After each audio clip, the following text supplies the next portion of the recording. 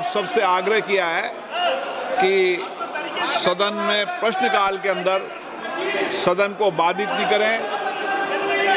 प्रश्नकाल महत्वपूर्ण समय होता है, सदस्यों को सवाल उठाते हैं, सरकार की जवाबदेही होती है। आप प्रश्नकाल नहीं चलाना चाहते, प्रश्नकाल बाधित करना चाहते हैं, सदन की कार्रवाई आज 2 बजे तक के लिए स्थगित की जाती है।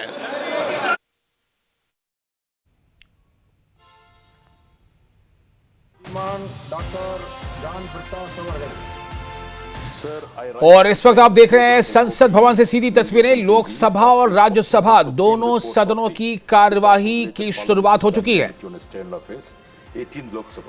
और इसी बीच खबर जो आ रही है उसके मुताबिक लोकसभा की कार्यवाही स्थगित कर दी गई है। श्रीमान डॉक्टर जितेंद्र 2 बजे तक के लिए लोकसभा की कार्यवाही स्थगित। लोकसभा की कार्यवाही 2 बजे तक के लिए स्थगित। कार्यवाही शुरू हुई और कुछ ही देर के अंदर कार्यवाही स्थगित। राज्यसभा की कार्यवाही जारी है। लोकसभा की कार्यवाही आज भी स्थगित कर दी गई 2 बजे तक के लिए। Demand for grants 26-27 pertaining to the Ministry of Science and Technology, Department of Science and Technology. B, the status of implementation of recommendations / observations contained in the 411th report of the Department-related Parliament Standing Committee on Science, Technology, Forests, Environment, Climate Change on demand for grants 2026-27 pertaining to the Ministry of Earth Sciences. Thank you, Chairman, sir. श्रीमान गजेंद्र सिंह शेखावत जी। Chairman, sir, with your permission, I rise to make a statement regarding state.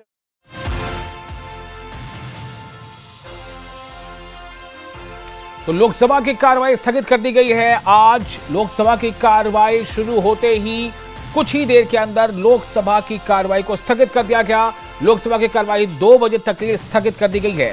Speaker Om Birla ने इसके बारे में घोषणा की। लोकसभा की कार्यवाही 2 बजे तक के लिए स्थगित। लोकसभा की कार्यवाही आज फिर बाधित भी हुई और उसे स्थगित कर दी गई है। कार्यवाही को लोकसभा की कार्यवाही को 2 बजे तक के लिए स्थगित कर दिया गया है।